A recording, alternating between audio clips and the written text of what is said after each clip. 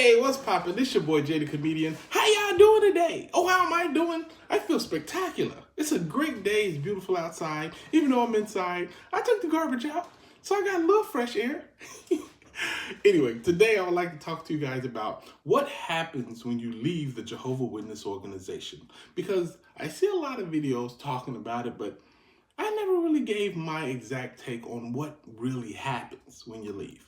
Now, the reason I'm even talking about this is because I've seen on more than one occasion Jehovah Witness apologists or just people defending the organization in general say that you can leave the organization anytime you want to. Nobody's holding a gun to your head and making you do it. You can get up and go anytime you want to. Really? Really? So there's no problems that come along with leaving that organization. Well, first off, we need to talk about disfellowshipping. Well, disfellowshipping is basically when you're cut off from the congregation because the local group of elders feel that the sin that you've committed, well, first off, you're not really sorry for the sin, even if you are, and also you're a danger to the rest of the congregation, so you need to be kept alone and away from everybody until they feel like you've proven yourself as an integral part of the congregation and you're no longer a danger, right? That's the purpose behind a Jehovah Witness baptism. I'm sorry, I said baptism. I meant disfellowshipping. I'm sorry. But okay, that's what happens when you get disfellowship. So, I guess we can argue, and Jehovah Witnesses won't battle me on this point, that when you get disfellowship, you're being punished. It's a punishment from Jehovah. Not even the elders, even though this is done through the elders. It's a punishment from Jehovah. Okay, so if that is a punishment, correct? When you leave the organization, you turn in a letter and you say, I no longer want to be any part of this congregation or this religion or have anything to do with it. And not only that, I have these reasons for doing it. When you turn in that letter, you should be able to just leave without any problems, right? But according to the Jehovah Witness in the society, they say to treat anybody who leaves the organization and say they disassociate themselves, you treat them like a disfellowship person. So by definition, if disfellowshipping is discipline, then by somebody leaving and you treat them as if they were disfellowship, you're disciplining them, right? Like you're disciplining them for leaving. So is it really true that you can just up and leave and go anytime you feel like it? Now, this is my thing. If somebody has a family inside the organization, and especially for people who are born in, like, okay, me, for example, I was born into the organization. Even before I was a baptized Jehovah Witness, I was not allowed to associate with anybody who wasn't a Jehovah Witness, which I feel personally should have been illegal. Like, you can't make people who aren't Jehovah Witnesses, who aren't baptized Jehovah Witnesses, live the life of a baptized Jehovah Witness. But anyway, nonetheless, I was not allowed to hang out with anybody who was not a Jehovah's Witness or or born in or who's attending meetings. You know what I mean? Like, I was not allowed to hang out with anybody who wasn't a member, or at least somebody who's at the Kingdom Hall. You know what I mean? Whose family isn't at the Kingdom Hall. So, my circle of friends, my circle of associates, my social structure, period, was all built up on Jehovah Witnesses.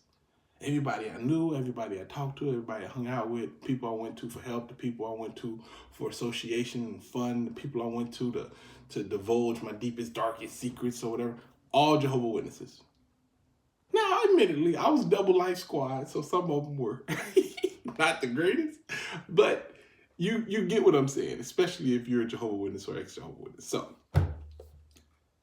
for you to take away somebody's entire social structure, when you don't allow them to have anybody in their life that isn't part of that social structure, it's devastating.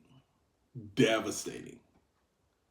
So, when somebody says they want to leave the organization and their entire life they built a structure of nothing but Jehovah Witnesses, Yes, it's punishment for them to leave.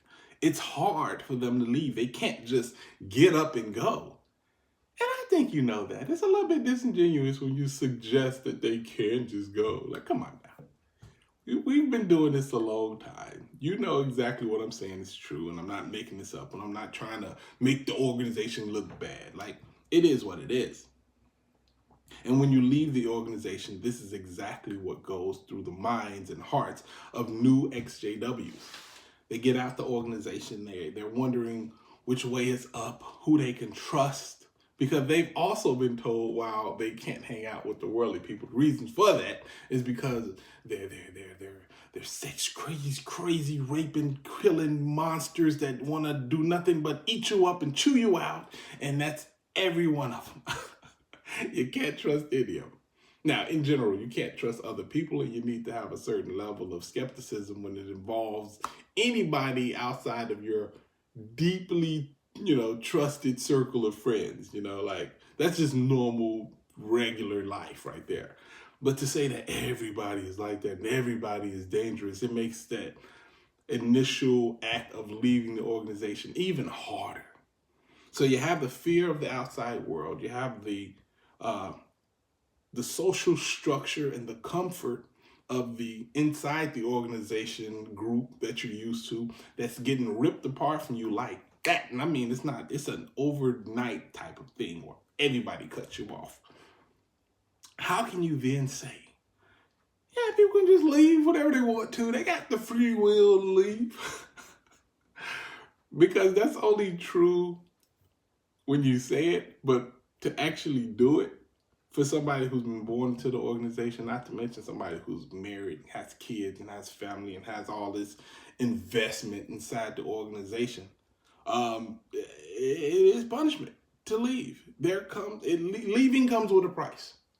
And that shouldn't be true of anything that came of God. If you believe in God, that shouldn't be anything God would be associated with.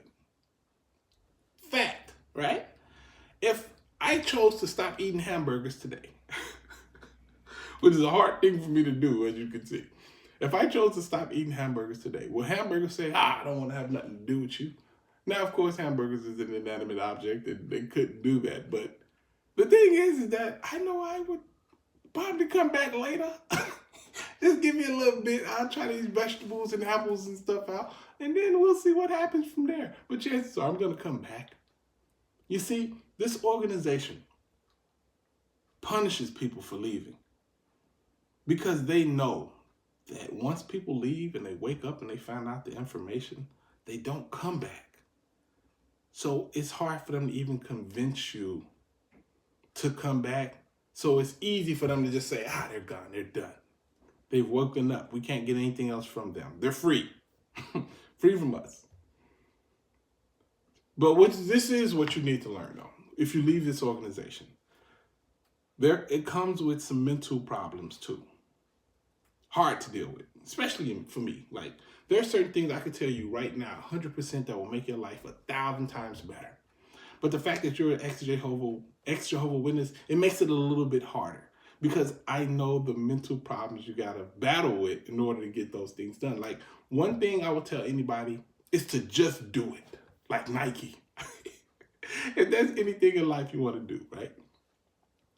Whatever it is, just do it. There's something out there right now that you want to do. Something out there that you're like, yo, that would be so dope if I just did that. But I can't do it for this reason or that reason, this reason. That's the Jehovah Witness in you talking. The old JW telling you, you can't do anything without God. You can't do this. And you make up excuses, and next thing you know, 20 years have gone past and you haven't done nothing. Just do it. Even if it's working out. Something I've learned personally, right? Because as you can see, I'm not the healthiest person in the world. But one thing that I do know for a fact is that I can just do it. Do 10 push-ups. Just do 10 push-ups. Well, do the hard ones too. Do 10 push-ups. Because the next day, doing them will be much easier. And you can do that with anything. You don't like running? Just run for 5 minutes. The next day, it's going to be easier because you're like, I did it yesterday. I could do it today.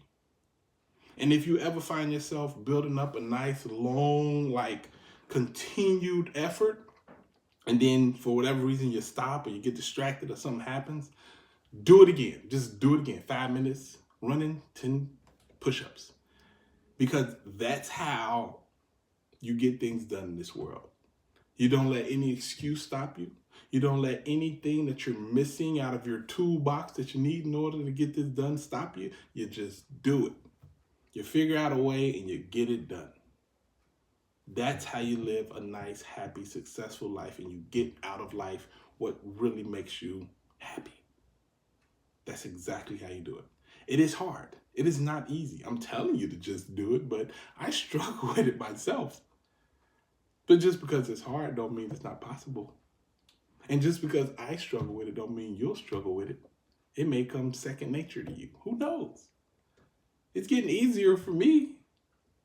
You may take to it like a swan to water. But either way it go, you have a chance to live a nice, happy, free life. It's right here. It's in front of you. Just grab it and do it. You know what I mean? It's right there. It's right there. Just do it. You know what I mean? Anyway, I'm hoping y'all having a great day. So far, I'm great. You want to know how I left the religion? I faded. I'm selling these stupid shirts if you want one. Link in the description. It's your boy, Jay the Comedian. I hope y'all having a great day. Holla at your guala. Deuces.